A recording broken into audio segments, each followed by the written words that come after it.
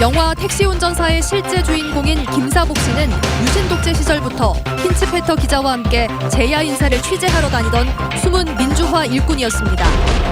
명예훼손 혐의로 기소된 전두환 씨에 대한 첫 재판이 오는 28일 광주지방법원에서 열립니다. 광주에 있는 노후된 산업단지들이 동행과 안전성에 많은 문제가 있지만 당장은 개선이 어려운 상태입니다. 세월호가 바로 서면서 드러난 왼쪽 선체에 원인 모를 파손 자국들이 확인됐습니다. 선체조사위는 본격적인 내부 수색과 정밀 조사에 나설 예정입니다. 여러분 안녕하십니까? 영화 택시 운전사가 지난해 관람객 1,000만 명을 돌파하면서 영화 속 실존 인물인 김사복 씨에 대한 관심이 뜨거웠습니다. 김사복 씨는 사실 5.18 이전부터 독일 기자 힌츠페터와 함께 제야 인사 취재에 동행했던 이른바 민주화 일꾼이었습니다. 보도에 송정근 기자입니다. 영화 택시 운전사의 주인공 김만섭은 5.18을 목격하면서 소시민의 모습을 벗어던지고 불의에 저항하는 모습을 보여줘 시민들에게 감동을 선사했습니다. 시민들의 관심은 자연스럽게 실제 인물인 김사복 씨에게 쏠렸고 5.18 영창특별전에서 처음으로 김사복 씨의 사진과 자료가 공개됐습니다. 공개된 자료에서 김사복 씨는 80년 5월 이전에도 75년 10월 경기도 포천에서 의문사한 장준하 선생의 추락사 현장에 힌츠페터와 동행한 것으로 나타났습니다. 1972년 유신헌법에 반대하다 기소된 고 장준하 선생과 고 함석헌 선생을 재판장까지 모시고 가다 찍힌 사진은 김 씨가 가장 아끼던 사진이었습니다. 80년 5.18 때 힌츠페터와 함께 시민학살을 목격하고서는 가족들에게 당시의 일을 자세히 말해주면서 분노를 터뜨리기도 했습니다. 광주 시민들을 학살하고 하는 아주 그런 장면들을 아버님이 자세하게 설명을 해주셨죠. 그야말로 오셔서 첫 마디가 같은 민족을 그렇게 죽일 수 있는지. 영화 내용과는 달리 김 씨는 80년 5.18 항쟁 기간 동안 힌츠페터와 함께 세 차례나 광주에 와 취재를 도왔습니다. 김 씨는 지난 84년 간암으로 세상을 떠났고 이를 몰랐던 힌츠페터는 수차례 김 씨를 찾으려 애썼지만 만나지 못했습니다. 그분이 있어서 그 중요한 역할을 해주셨기 때문에 전 세계에 5.18을 알릴 수가 되었어서 그 택시 김사복 씨한테 정말 개인적으로 감사하다고 이야기하고 싶습니다. 택시 운전사의 주인공 김만복 씨의 숨겨졌던 이야기가 공개되면서 5월 광주에 울림을 주고 있습니다. MBC 뉴스 송정근입니다. 명예훼손 혐의로 기소된 전두환 씨에 대한 첫 재판이 오는 28일 광주에서 열립니다. 광주지방법원 형사 8단독은 고 조비오 신부 등 5.18 희생자의 명예를 훼손한 혐의로 기소된 전두환 씨에 대한 첫 공판기일을 오는 28일로 정했습니다. 재판부는 지난 8일 전 씨에게 법정에 출석하라는 소환장을 보냈지만 아직 답변은 오지 않았습니다. 형사재판의 경우 피고인 출석은 의무사항인 만큼 전 씨 측 변호사는 조만간 재판부에 의견을 전달할 예정입니다. 송영무 국방부 장관이 오는 14일 광주를 방문해 5.18 유가족들을 위로하고 5월 단체 관계자들을 면담할 예정입니다. 국방부 관계자는 당초 송 장관이 5.18 기념식에 참석하는 방안을 검토했지만 일정이 조정됐다고 설명했습니다. 송영무 장관은 계엄군의 헬기 사격 등에 대한 국방부 특별조사위원회의 발표가 있었던 지난 2월 국방부 장관으로서는 처음으로 광주 시민에게 사과한 바 있습니다. 우리 군이 광주 도심에는 조성한 지 30년이 넘는 산업단지가 여러 곳 있습니다. 집이 낡으면 갖가지 문제가 생기듯이 산업단지 역시 마찬가지겠죠. 하지만 대다수의 노후 산단은 당장 개선이 어려워 문제를 안고 지내야만 합니다. 박수인 기자입니다. 적재함에 짐을 실은 트레일러가 산단도로 한가운데서 오도 가도 못합니다. 도로는 좁은데 차는 많아서 불법 주정차가 심하기 때문입니다. 화재에 취약한 건물이 많은 산단에 불이 나도 소방차 진입조차 어려운 상태입니다. 바로 옆에 위치한 소천 농공단지에는 슬레이트 지붕 공장이 적지 않습니다. 공단 근로자들의 건강에 좋을 리가 없습니다. 소천 일반 산단은 이 슬레이트 건물들이 건축물이 몇 군데 있습니다. 그리고 주물 공장이었던 이런 데는 아예 영업 활동을 안 하고 그대로 있다 보니까 상당히 폐허된 이런 공장들도 있고요. 광주에는 소촌 산단과 본촌 산단, 하남 산단 등 조성한 지 30년 안팎의 노후 산단이 모두 5곳 있습니다. 이곳에는 모두 1,300여 개 업체 3만여 명이 근무하고 있습니다. 하지만 규모에 비해 도로 통행이나 건물 안전선 등 제반 여건은 크게 뒤떨어진 상태입니다. 하지만 현재로선 하남 산단을 빼곤 나아질 기미가 보이지 않습니다. 하남 산단은 오는 2020년까지 국비 등 1,300억 원 이상이 투입돼 혁신 산단으로 정비되지만 나머지 노후 산단은 손도 못 대고 있습니다. 국토부에서는 재생사업이라고 있습니다. 그 재생사업이 반영할 수 있으면 저희가 적극 반영하려고 지금 계획은 하고 있습니다. 기업 환경을 개선하기 위해 다른 신규 산단으로 이전하는 것도 어렵습니다.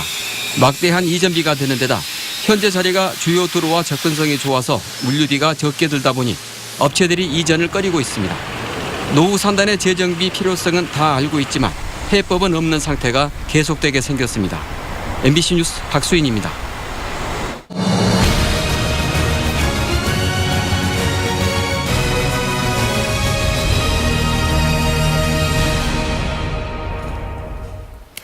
(6.13) 지방선거에서 보성군과 구례군은 현직 군수가 출마할 수 없는 지역입니다.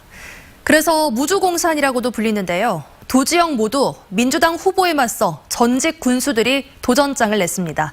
윤군수 이계상 두 기자가 차례로 보도합니다. 반갑습니다. 보성군수 선거는 민주당의 김철우 후보와 무소속의 하승환 후보가 경쟁하고 있습니다. 사업가로 삼선 군의원을 지낸 김철우 후보는 단수로 민주당의 공천을 받았고 변호사 출신으로 재선 군수를 지낸 하승환 후보는 무소속으로 출사표를 던졌습니다. 두 후보 모두 전직인 이용부 군수가 뇌물 비리로 구속된 상황을 감안해서 선거 전략을 짰지만 방점이 달랐습니다. 선거가 끝나면 문재인 정부와 보성군을 바로 연결할 수 있는 힘 있는 군수가 필요한 시기입니다. 보성군의 시대 상황은 경험과 지혜와 경륜을 요구하고 있습니다. 그리고 깨끗하고 일 잘했다는 어떤 검증을 필요로 하고 있습니다. 김 후보는 도시재생 뉴딜 사업과 해양수산 레포츠단지 조성 등을, 하 후보는 일하는 공직풍토 조성과 노후복지 책임 행정 등을 대표 공약으로 제시했습니다. 전직 군수의 비리가 이번 선거 판세에도 영향을 미칠 것으로 예상되는 가운데 민주당 공천에서 탈락한 박남일 예비 후보와 평화당 공천을 기대하는 변재면 예비 후보도 출마를 저울질하고 있습니다. MBC 뉴스 윤근수입니다. 현직 구례 군수가 3선 연임 제한 규정에 따라 선거전에서 빠지면서 3명의 후보가 치열한 경쟁을 벌이고 있습니다. 본선 못지않게 어려웠던 민주당 경선에서 승리한 김순호 후보는 30년 동안의 행정 경험과 민주당 프리미엄을 강점으로 내세우며 유권자의 표심을 자극하고 있습니다. 구례를 가장 화합시키고 또 소통하고 새로운 구례를 만들 수 있는 그런 자신감이 있습니다. 제8대 전라남도 의회 의장을 지낸 박인환 후보는 탄탄한 인맥과 조직력을 바탕으로 지역 발전의 적임자임을 강조하고 있습니다. 관광 인프라를 구축을 해서 1,000만 관광객이 구례에도 찾을 수 있는 그런 관광 1번지로 반드시 만들어내겠습니다. 민선 2기와 3기 구례 군수를 역임한 전경태 후보는 지역 내 인지도와 군정 운영 경험을 앞세워 제2기를 노리고 있습니다. 모든 주민들하고 같이 대화하고 그 주민들의 의견을 따라서 살림을 살아야 살림이 원만해지지 않을까 저는 그렇게 생각하고 있습니다. 주요 공약을 보면 김순호 후보는 구례 인구 늘리기 정책 등을, 박인환 후보는 구례 농특산물 판매 활성화, 전경태 후보는 투명하고 공개된 행정 등을 역점 시책으로 추진하겠다고 밝혔습니다. 유권자 규모가 2만 3천여 명에 불과한 구례 군수 선거는 소속 정당보다 그동안 쌓은 인맥과 조직력이 승부를 가를 수 있다는 점에서 후보들이 바닥 민심 잡기에 총력전을 펼치고 있습니다. MBC 뉴스 이계상입니다.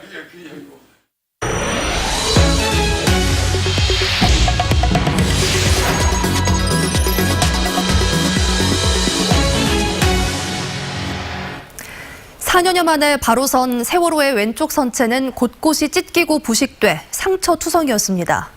눈에 띄는 대형 충돌의 흔적은 없었지만 설명할 수 없는 자국들도 확인돼 치밀한 조사가 필요해 보입니다. 김진선 기자가 살펴봤습니다.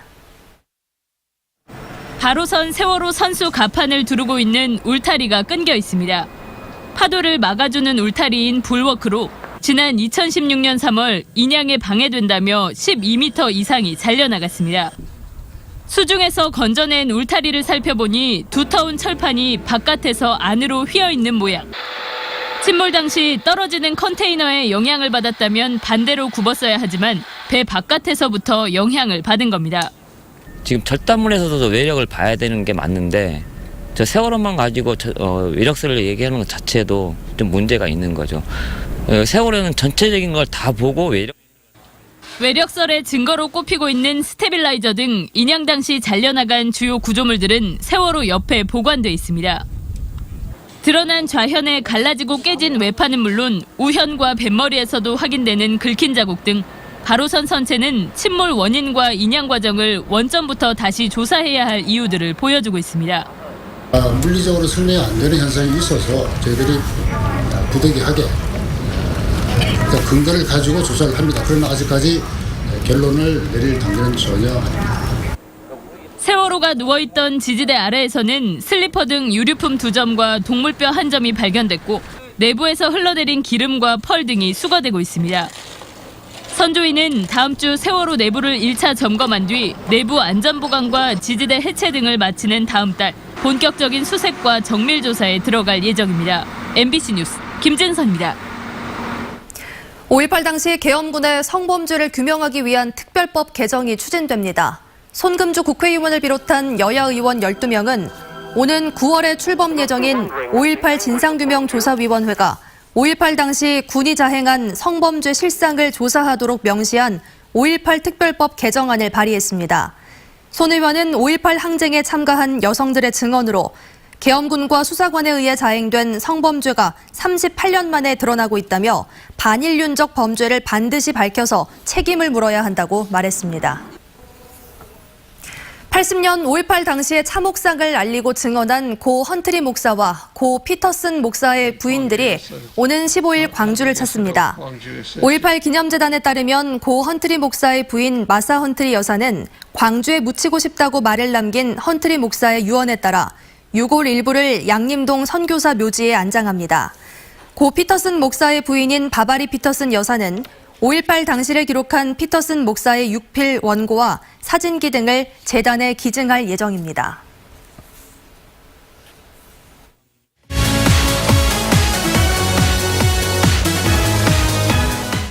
금요일 밤 스포츠 뉴스입니다. 프로야구가 이제 주말 3연전에 돌입하는데 다들 좀 들떴나요? 이 경기 초반부터 당황스러운 실수가